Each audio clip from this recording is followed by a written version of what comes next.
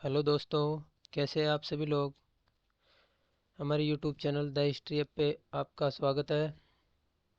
जैसे कि हमने कल भी बताया था, एसएससी के एग्ज़ाम चल रहे हैं और 9 सितंबर से सीजीएल के एग्ज़ाम शुरू होने वाले हैं। तो उसी को देखते हुए हमने आज मैथ की टॉप 25 क्वेश्चंस की सीरीज़ लाई है। अगर आपको वीडियो अच्छी लगी तो चैनल को लाइक करें, सब्सक्राइब करें और बेल आइकन प्रेस करना ना भूलें। तो चलो हम शुरू करते हैं आज के अपने क्वेश्चन।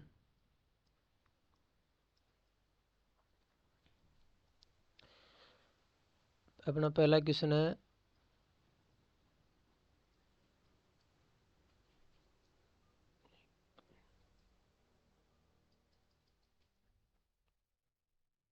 एक बेईमान व्यापारी लागत मूल्य पर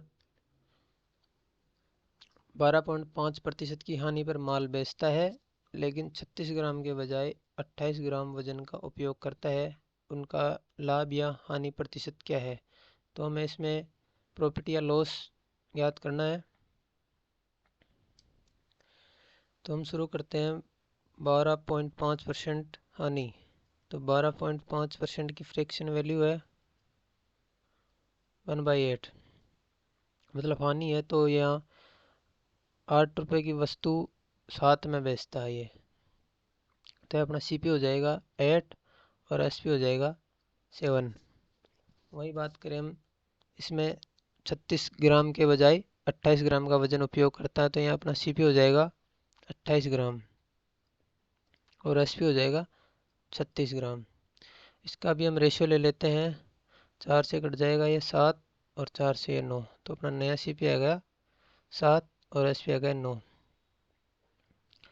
तो हम ओवरऑल प्रॉफिट लॉस चेक करते हैं, तो ये आ जाएगा 8 का मल्टीपल 56 रेशियो 63। इसका भी हम फ्रिक्शन ले लेंगे। 7 से कट जाएगा ये 8 बार और ये 9 बार। तो मतलब 8 की वस्तु हम 9 में बेच रहे हैं तो हमें प्रॉफिट होगा। तो 8 की वस्तु 9 में बेच रहे हैं तो एक का प्रॉफिट हुआ हमें 1/8। तो 1/8 की प्रॉफिट वैल्यू है, 1/8 की परसेंटेज में वैल्यू है 12.5। प्लस में आ रही है, मतलब हमें लाभ हुआ है। तो इसका सही जवाब होगा 12.5%। ओके, अब हम अपने नेक्स्ट क्वेश्चन पे चलते हैं। Question number 2, the HCF of two numbers is 12, which one of the following can never be their LCM। तो यहाँ ये बोल रहा है कि दो संख्याओं का HCF 12 है।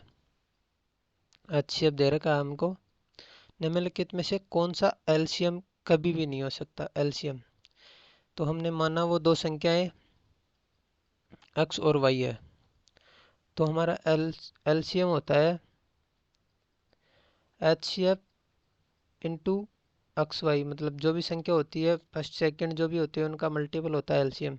तो अपने को HCF 12 दे रखा है, तो 12 इंटू एक्स वाई। तो अपना जो भी आंसर होगा वो 12 का मल्टीपल मिलेगा। तो 72 12 का मल्टीपल है, 60 भी 12 का मल्टीपल है, 90 में 12 का भाग नहीं जाता है। तो अपना ये आंसर हो जाएगा ऑप्शन नंबर 3, 90। ओके गाइज, अब हम अपने नेक्स्ट क्वेश्चन पे चलते हैं। Question number 3, two circles touch each other externally at P. तो दो वृत्त एक दूसरे को पी पर बाह्य रूप से स्पर्श करते हैं। तो हम दो सर्किल लेते हैं, एक ये हो गया अपना, एक ये हो गया। तो ये बाह्य रूप से स्पर्श कर रहे हैं। ए बी इन दोनों वृत्तों पर एक सीधी उभयनिष्ठ स्पर्श रेखा है। तो ये हो गई अपनी ए बी स्पर्श रेखा हो गई इन पे। और ए और बी संपर्क बिंदु है, तो ये हो गया बिंदु ए, ये हो गया बिंदु ए। तथा पी ए बी 40 डिग्री है। ये हमने यहाँ पॉइंट लिया जहाँ टच कर रहे हैं ये, तो ये पी बिंदु हो जाएगा। ये हमको पी ए भी दे रखा है 40। तो ये ट्रायंगल बन गया ए बी पी, जिसमें अपने को पी ए बी दे रखा है 40 और अपना कोण ए पी बी हो जाएगा 90 डिग्री। तो हमें ज्ञात करना है कोण ए बी पी। तो ट्रायंगल के तीनों कोणों का योग 180 होता है, तो इनमें दो का मान दे रखा है हमें, तो हमें ज्ञात कर लेते हैं 40 plus 19 plus P is equal to 180। तो पी बी का पता करना हमें, सॉरी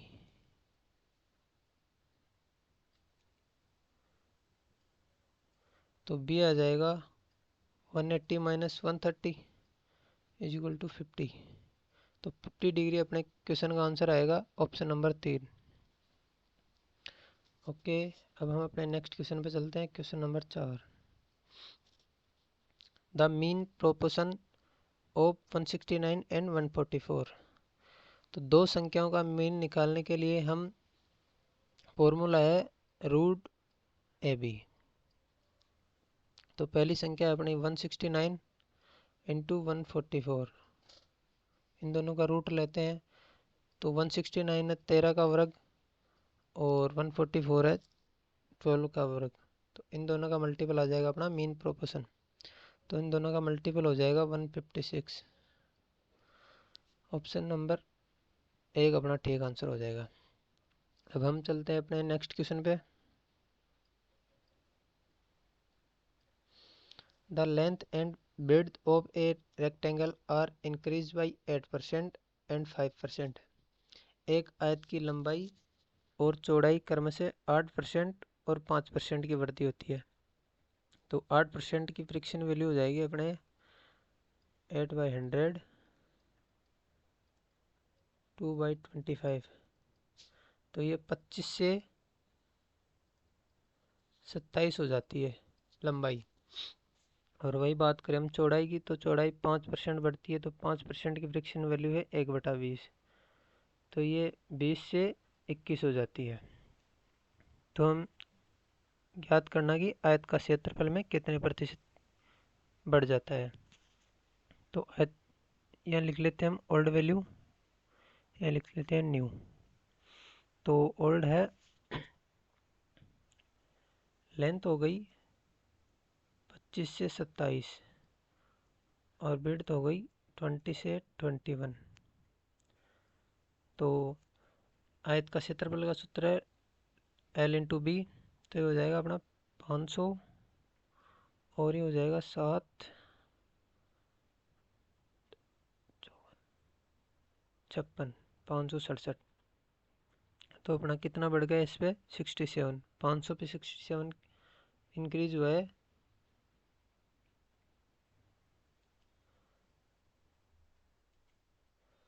तो 67 अपॉन 500 पे बढ़ा है इंटू 100। 2 जीरो से 2 जीरो कट जाएगी, 67/5। तो ये अपना आ जाएगा 13.4%। तो अपना सही आंसर होगा इसका ऑप्शन नंबर 1। ओके, अब हम अपने नेक्स्ट क्वेश्चन पे चलते हैं। ट्रिग्नोमेट्री का क्वेश्चन है कोस 45 डिग्री, सेक 30 डिग्री और कोसेक 30 डिग्री। इसका सिंप्लीफाई करना हमें। तो कोस 45 डिग्री की वैल्यू आप सबको पता होगी।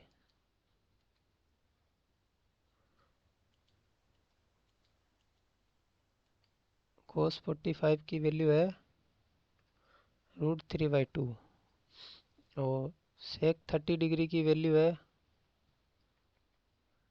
सॉरी कोस 45 की है 1/√2। कोस 30 डिग्री की है 2/√3 और कोसेक 30 डिग्री की वैल्यू है 2। तो हम अपने को इसमें इक्वेशन में पुट कर देंगे ये वैल्यू 1/√2 अपॉन 2/√3 प्लस 2। इसका सिंप्लीकेशन करेंगे अपन, तो 1/√2 अपॉन 2 प्लस 2√3 अपॉन √3, ये हो जाएगा। √3 ऊपर चला जाएगा तो √3 अपॉन, ये यहाँ मल्टीपल हो जाएगा तो 2√2 प्लस 2√6 ये आ जाएगा। अब इनमें से अपना कोई ऑप्शन नहीं मिल रहा, मतलब हम इसका रेशनलाइजेशन करते हैं। रेशनलाइजेशन करने के लिए अपोजिट साइन से मल्टीपल कर देंगे तो ये मल्टीपल हो जाएगा यहाँ पे 2√2 माइनस 2√6 अपॉन 2√2 माइनस 2√6। हम इसको सॉल्व करते हैं तो ये मल्टीपल होके हो जाएगा ये 2√6 माइनस 2, हम √6 को लिख सकते हैं √2 इंटू √3, तो ये 3 से मल्टीपल हो गया 3 हो जाएगा ये अपॉन 2√2 को 2√2 से मल्टीप्लाई करेंगे तो 8 माइनस 2√6 को 2√6 से मल्टीपल करेंगे तो 24। हम यहाँ से इरेज कर लेते हैं इसे।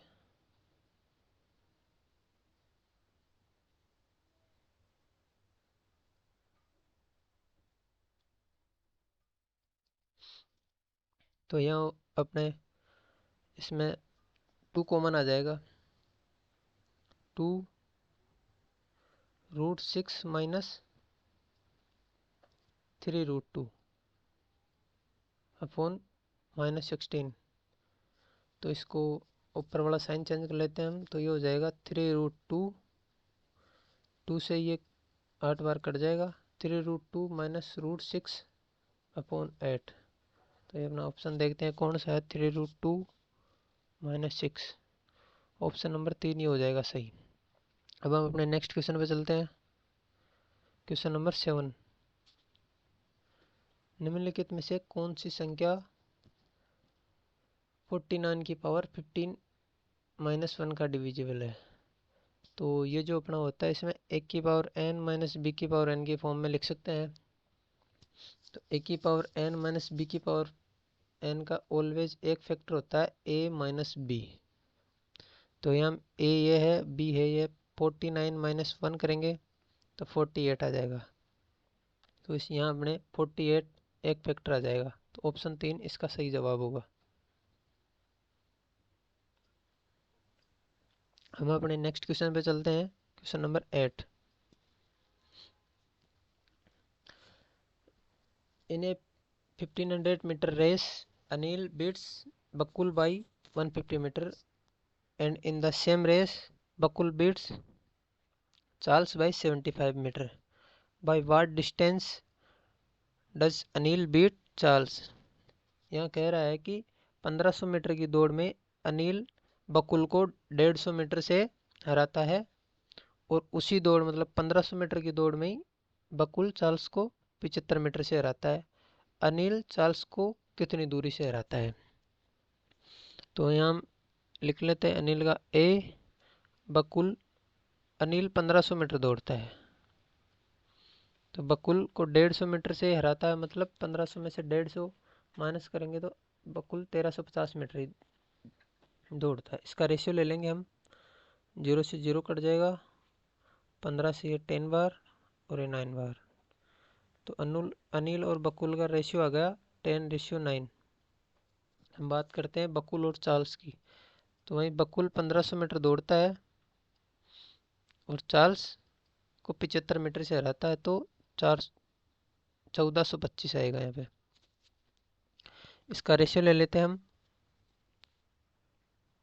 25 से जाएगा ये 60 टाइम्स और ये जाएगा 57 टाइम्स। इसका 3 से और काट लेते हैं इसको, 20 और ये 19। बकुल और चार्ल्स का रेशियो हो गया 20:19। इसको रेज कर लेते हैं।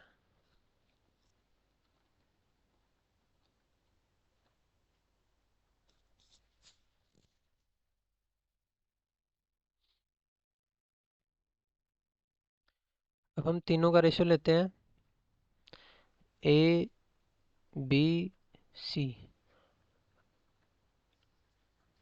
अनिल और बकुल का रेशियो दे रखा है 10:9 और बकुल और चार्ल्स का रेशियो दे रखा है 20:19।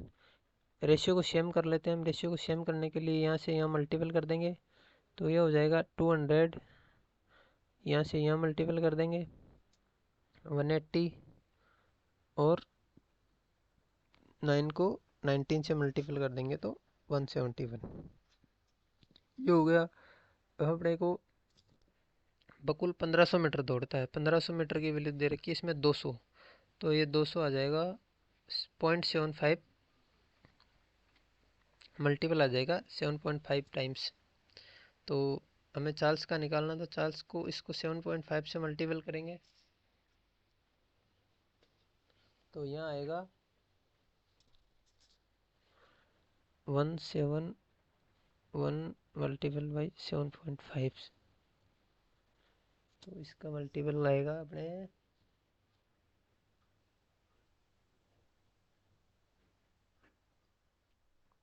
128 2.5 ये आ जाएगा। तो बकुल 1500 मीटर दौड़ता है और चार्ल्स 1282.5 मीटर दौड़ता है। तो इसको कितने मीटर से हराता है, तो इसमें से माइनस कर लेंगे तो आ जाएगा 17.5 प्लस 200, मतलब 200.50 मीटर से हराएगा इसको। तो अपना ऑप्शन नंबर ए ठीक हो जाएगा। अब हम चलते हैं अपने नेक्स्ट क्वेश्चन पे, क्वेश्चन नंबर 9।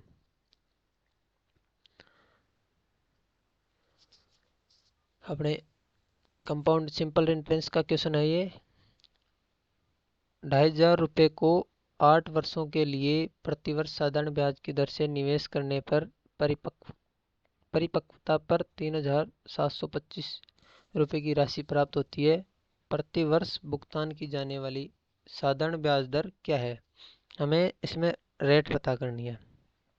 हमें दिया गया है इसमें 2500 है, ये पी है, मतलब मूलधन 2500 है इसमें।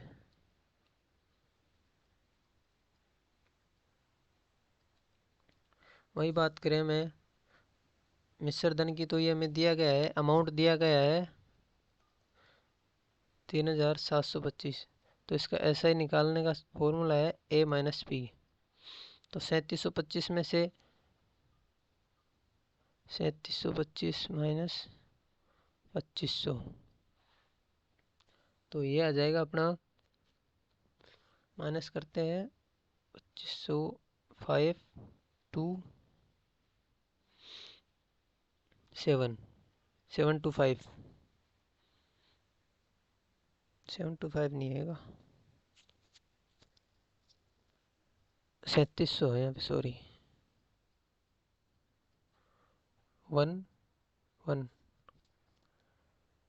3725 माइनस 2500 5221 1225 आएगा अपना। ऐसा ही 1225 आ जाएगा।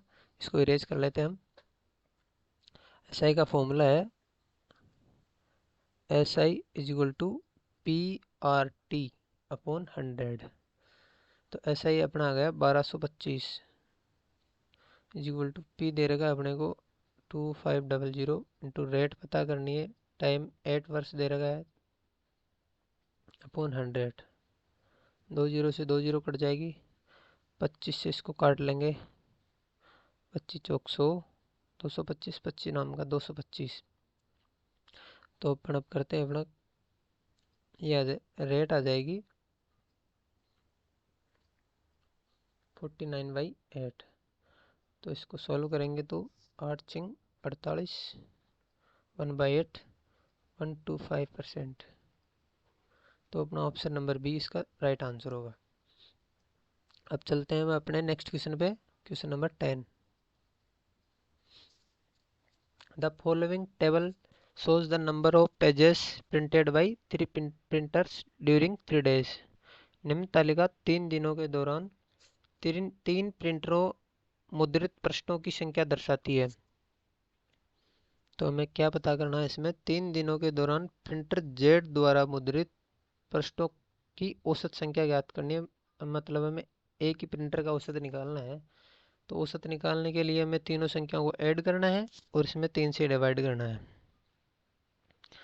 तो हम ऐड करते हैं, ये हो जाएगा 8/3,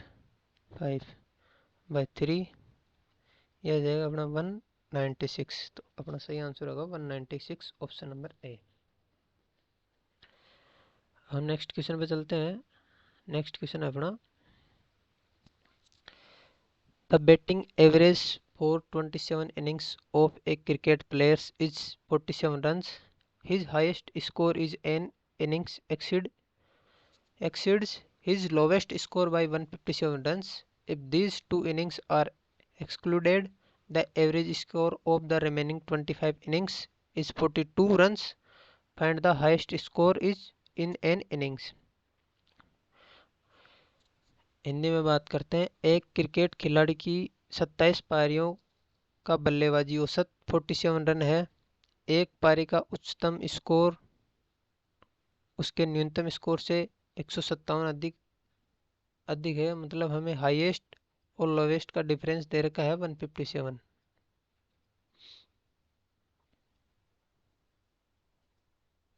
हाईएस्ट और लोवेस्ट का डिफरेंस दे रखा है 157। तो हमें, और शेष 25 पारियों का औसत हमें दे रखा है 42 रन्स। एक पारी में उसका उच्चतम स्कोर ज्ञात कीजिए। एक पारी का स्कोर ज्ञात करना हमें।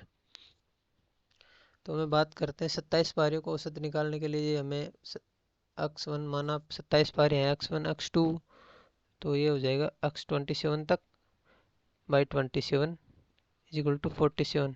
तो ये मल्टीपल हो जाएगा यहाँ पे 47 इंटू 27, तो इसका आ जाएगा अपने 1269। वही बात करें हम दो पारियाँ, जैसे दो पारियाँ 25 पारियों का ही औसत लेना हमें, तो x1 और x27 हाईएस्ट और लोवेस्ट मान लेते हैं इनको। x1 प्लस x27 इनको अलग रखते हैं, तो x2 प्लस x26 तक निकालना हमें अपॉन 25 इज इक्वल टू 42। ये इधर आके मल्टीपल हो जाएगा, तो इसका हो जाएगा 50 0 100 105 1050। तो इन दोनों का हाईएस्ट और लोवेस्ट का डिफरेंस देख लेते हैं। इनमें से बाकी घटा के 9, इसमें से गया तो 1 और 2, 219 आ जाएगा हाईएस्ट और लोवेस्ट का योग।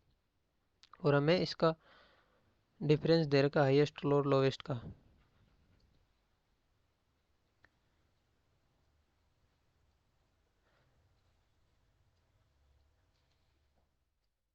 h plus L is equal to 219 और h minus L is equal to 157।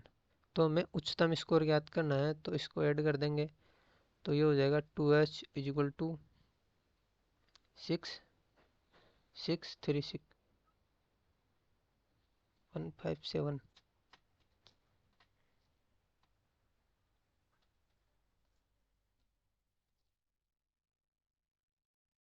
Comment guys, ये हो जाएगा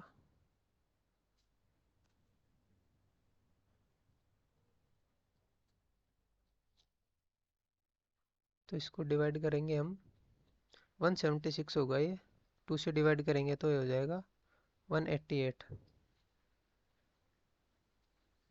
तो अपना सही आंसर होगा 188, ऑप्शन नंबर 2।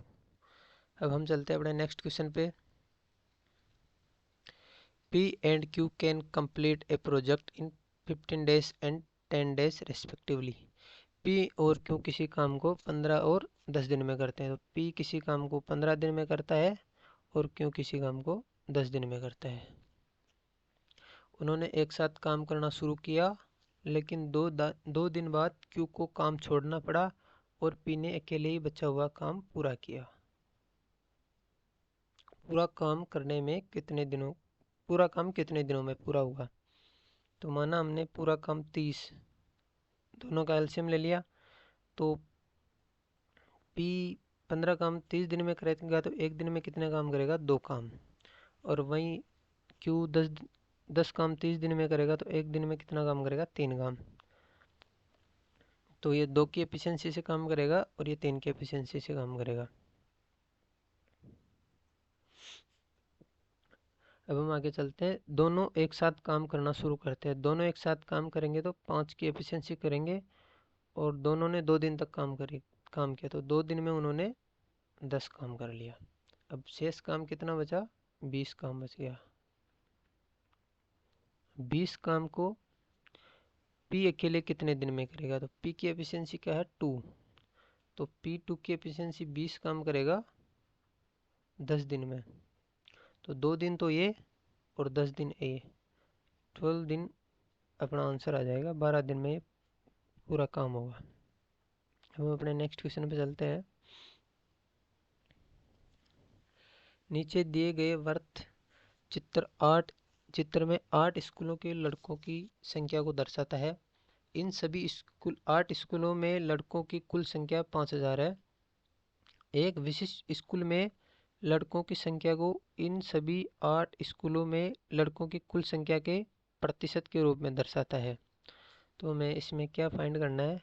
बी, डी तथा ई में लड़कों की कुल संख्या, ए, सी, एफ में लड़कों की कुल संख्या से अनुपात, रेशियो पता करना है हमें बी, डी, ई का।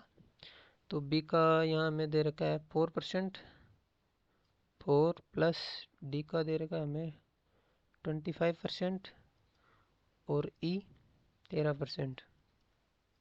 तो टोटल हो जाएगा ये 42। वही बात करें हम ए, सी, एफ की, तो ए दे रखा है 26 प्लस ए, सी दे रखा है 5 और एफ 10%। तो इनका टोटल हो जाएगा 41। तो इन दोनों का रेशियो लेना था हमें, तो 42:41। तो अपना सही आंसर हो जाएगा ऑप्शन नंबर 2, 42:41। अब हम चलते हैं अपने नेक्स्ट क्वेश्चन पे, क्वेश्चन नंबर 14। हमें इसका मान दे रखा है, ये इक्वेशन दे रखी है, इसका मान निकालना हमें। तो हमें इसके लिए हमें इस इक्वेशन को x से डिवाइड कर देते हैं। पूरी इक्वेशन को x से डिवाइड करेंगे तो ये आ जाएगी x -5 plus 1/x equal to 0। 5 को इधर ले आएंगे तो ये इधर बचेगा x plus 1/x equal to 5। अब हम इन दोनों का क्यूब ले लेते हैं दोनों साइड। तो a प्लस बी का होल क्यूब का फॉर्मूला है a cube plus B cube plus 3a² b plus 3ab²। इसी फॉर्मूले से हम इसको सॉल्व करते हैं। तो यहाँ a है x, तो x³ plus 1/x³ plus 3x² upon 1/x plus 3 एक ही जगह x डॉट 1/x²।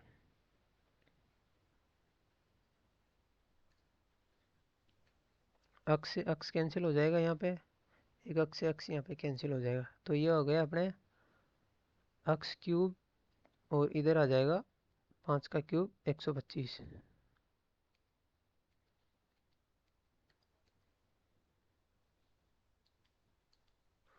5 का क्यूब 125 x³ प्लस 1/3 x³। अब इन दोनों में अपन 3 कॉमन ले लेते हैं, प्लस 3 यहाँ बच गया x और यहाँ बच गया 1/x equal to 125। x plus 1/x की वैल्यू में दे रखी है 5 है, तो यहाँ 5 पुट कर देते हैं। तो 3 इंटू 5 15 हो जाएगा। 15 इधर जाके माइनस हो जाएगा इसमें से। तो यहाँ अपने पास आएगा x³ प्लस 1/x³ की वैल्यू आ गई अपने पास 110। अब हम इसमें चलते हैं, यहाँ नीचे x³ है, x³ को उठाने के लिए मैं ऊपर से x कॉमन ले लेते हैं इसमें से।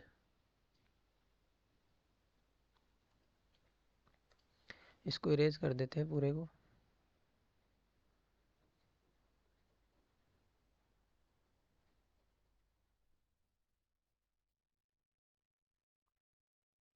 इतना ही काफ़ी है।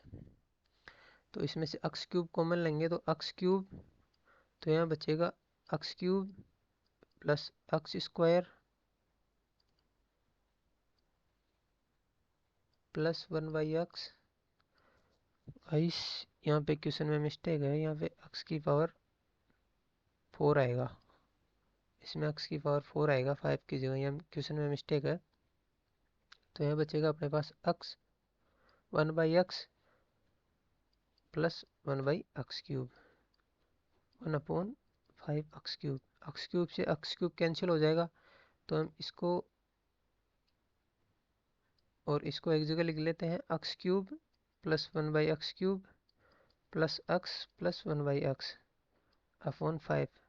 x इसकी वैल्यू दे रखी है हमें, इसकी वैल्यू दे रखी है, इसकी वैल्यू 110 है प्लस इसकी वैल्यू में 5 दे रखी है अपॉन 5, तो 115/5 आ जाएगा।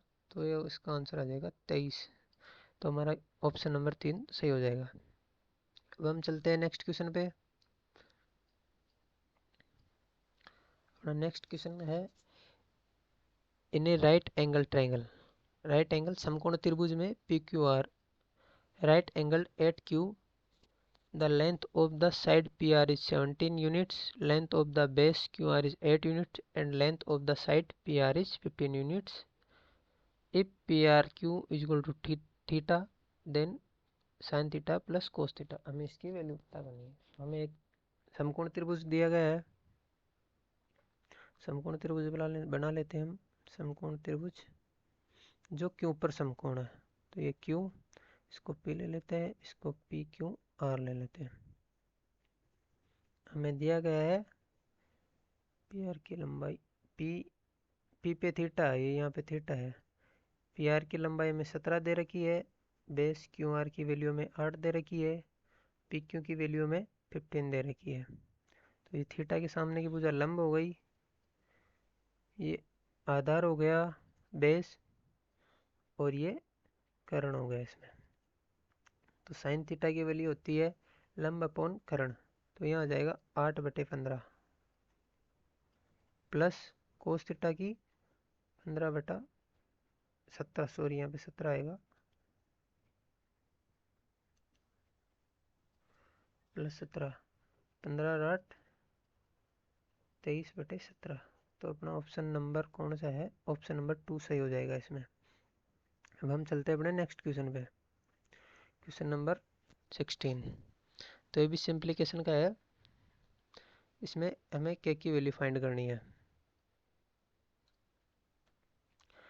तो ये दे रखा है इसमें a³ plus b³ upon a² plus b² minus k is equal to 24।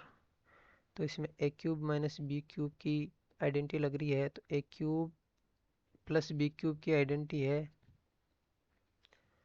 a plus b, a² plus b² minus ab। तो हमें a दे रखा है 17 प्लस और b दे रखा है 7। तो यहाँ 7 प्लस 17 यहाँ पे 24 आ गया। तो हमें k की जगह ab दे रखा है, ab मतलब 17 इंटू 7 का मल्टीपल, तो 17 इंटू 7 हो जाएगा अपना 119। तो यहाँ अपना ऑप्शन नंबर 1 सही हो जाएगा। अब हम चलते हैं अपने नेक्स्ट क्वेश्चन पे। दो वृत्तों की परिधि क्रमशः 198 सेंटीमीटर और 352 सेंटीमीटर दे रखी है, उनकी त्रिज्याओं के बीच का अंतर ज्ञात कीजिए।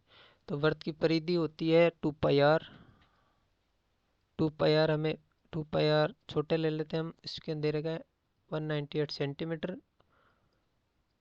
और बड़े वृत्त की परिधि दे रखी है हमें 352 सेंटीमीटर। तो हमें त्रिज्याओं का अंतर ज्ञात करना, मतलब हमें r माइनस r पता करना है। तो इसमें से इसको माइनस कर देते हैं, तो इसमें 2π तो कॉमन आ गया, r माइनस r, इसमें से इसको माइनस करेंगे तो आ जाएगा 154। तो पाई का मान रखते हैं 22/7,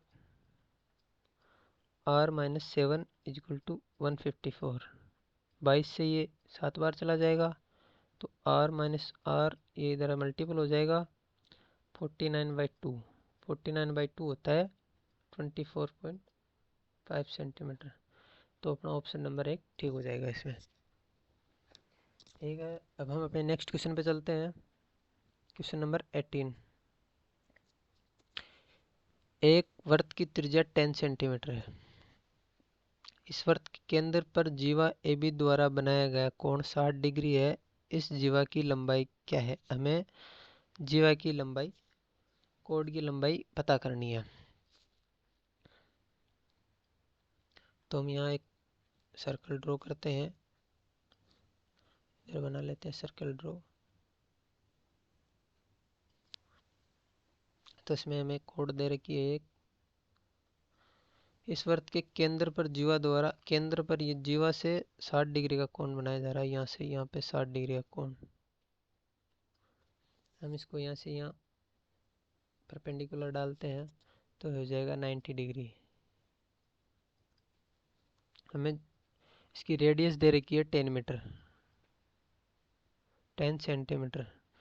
90 डिग्री अब ये हो जाएगा 30 डिग्री। तो राइट एंगल ट्रायंगल में 30 डिग्री के सामने होता है 1, रेशियो में ले लेते हैं, इसका मान होता है 60 डिग्री के सामने की भुजा √3 और 90 डिग्री के सामने की भुजा 2। तो हमें 2 की वैल्यू दे रखी है 10, तो 1 का मान आ जाएगा 5 सेंटीमीटर।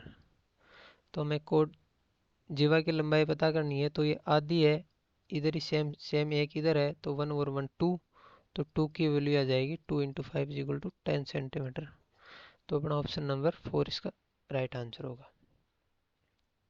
अब हम चलते हैं अपने नेक्स्ट क्वेश्चन पे, question number 19। How many spherical lead shots each of diameter 8.4 centimeter can be obtained from a rectangular solid of lead with dimensions 88 centimeter, 63 centimeters and 42 centimeters। हमें 88 सेंटीमीटर, 63 सेंटीमीटर और 42 centimetre आयाम वाले शीशे का एक आयताकार ठोस दिया गया है, मतलब ये अपना एक घनाभ है। तो घनाभ में LBH का मान दे रखा है हमें 88, 63 और 42। तो हम इससे कितने गोले बना सकते हैं? 88.4, 8.4 व्यास वाले, यहाँ पे 2R हमें 8.4 दे रखा है, तो अपने त्रिज्या आ जाएगी 4.2। तो मतलब इन दोनों का वॉल्यूम सेम होगा, तो हम वॉल्यूम को इक्वल कर देते हैं। LBH = गोले का आयतन होता है 4/3 πr³। और हम n गोले बनाने हैं, माना हमने n गोले बनाने हैं, तो अब इनकी वैल्यू पुट कर देते हैं यहाँ पे अपन। 88 × 63 × 42 = 4/3। हमें पाई का मान यहाँ पे 22/7 लेना है, इंटू 22/7। रेडियस 4.2 लेनी है हमें, तो हम 4.2 × 4.2 × 4.2, और हमें n गोले बनाने हैं। तो हम सबका पॉइंट हटा के यहाँ पे 1 2 3 0 लगा देते हैं।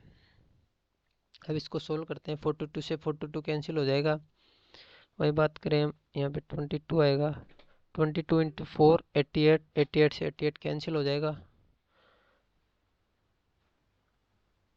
7 × 3, यहाँ से 42 2 बार कट जाएगा, और इसमें अब क्या बच रहा है, 7 से ये कट जाएगा, चला जाएगा 6 बार, ये चला जाएगा 9 बार। तो और ये 3 से 3 टाइम्स, और ये 3 से ये 2 बार चला जाएगा, और ये 3 टाइम्स। यहाँ बच गया 4। 4 का 1000 में डिवाइड करेंगे तो 250। तो ये आ गया अपना n3 = n/250। तो n आ जाएगा 750। तो हम यहाँ पे 750 गोले बना सकते हैं इससे। तो अपना ऑप्शन नंबर 1 इसका सही आंसर होगा। अब हम चलते हैं अपने नेक्स्ट क्वेश्चन पे। नेक्स्ट क्वेश्चन में हमें दे रखा है कि निम्न बार ग्राफ में एक निश्चित अवधि के दौरान किसी देश का आयात और निर्यात दिया गया है, जो लाख रुपए में दिया गया है। बार ग्राफ को ध्यानपूर्वक पढ़िए और उसके बाद पूछे गए प्रश्न का उत्तर दीजिए। तो हमें इसका क्या फाइंड करना है, इसमें दी गई अवधि के दौरान निर्यात फाइंड करना हमें। तो यहाँ आयात और निर्यात दिया गया है, तो जो इसमें फर्स्ट वैल्यू है वो आयात की है, और जो सेकंड वैल्यू दे रखी है उसमें निर्यात की दे रखी है, तो हमें निर्यात का रेशियो फाइंड करना है इसमें। तो निर्यात का रेशियो फाइंड करने के लिए हम इन सबको ऐड कर देंगे। तो 825 प्लस इसका हो गया 1014 plus 1240 plus 1522 plus 1650, total value हो गई है कितनी हो गई, 1 2 3 4 5, तो 5 से डिवाइड कर देंगे। तो आप इनको टोटल करके इनका आंसर कमेंट में शेयर करना, इसको सॉल्व करके कमेंट में ज़रूर बताएं मैं। ओके, हम चल रहे हैं नेक्स्ट क्वेश्चन पे।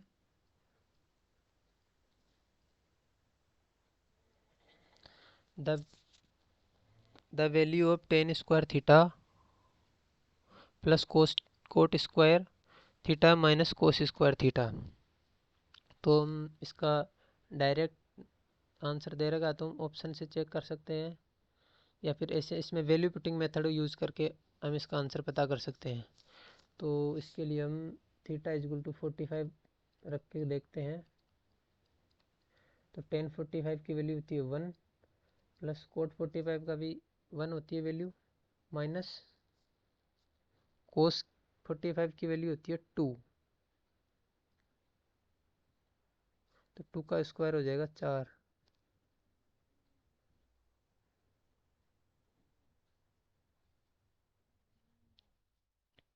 कोस 45 की वैल्यू होती है 1/√2, 1/√2 का स्क्वायर। सॉरी गाइज, इसमें यहाँ पे कोस स्क्वायर भी आएगा, कोस नहीं सेक स्क्वायर, क्वेश्चन पूरा नहीं है।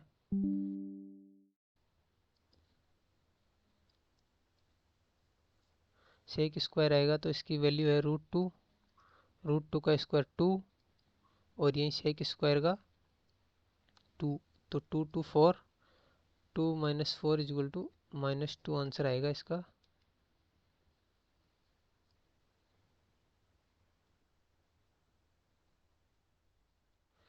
नहीं गाइस, क्वेश्चन ठीक है ये, इसमें से इसका आंसर को 1 पुट 45 पुट करते हैं तो ये 1 1 कोस स्क्वायर की वैल्यू, कोसेक 45 की वैल्यू होती है √2, तो √2 का स्क्वायर करेंगे तो यहाँ पे आ जाएगा 2, 2 - 2 0, तो इस क्वेश्चन का सही आंसर होगा अपना 0, ऑप्शन नंबर 3। ओके गाइस, अब हम अपने नेक्स्ट क्वेश्चन पे चलते हैं। Question number 22।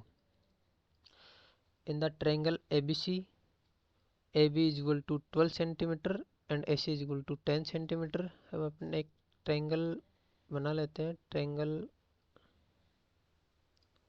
ABC, ABC। तो हमें AB दिया गया है इसमें 12 सेंटीमीटर, AC दिया गया है 10 सेंटीमीटर, एंड BAC मतलब ये कोण दिया गया हमें 60 डिग्री। तो हमें क्या फाइंड करना है इसमें,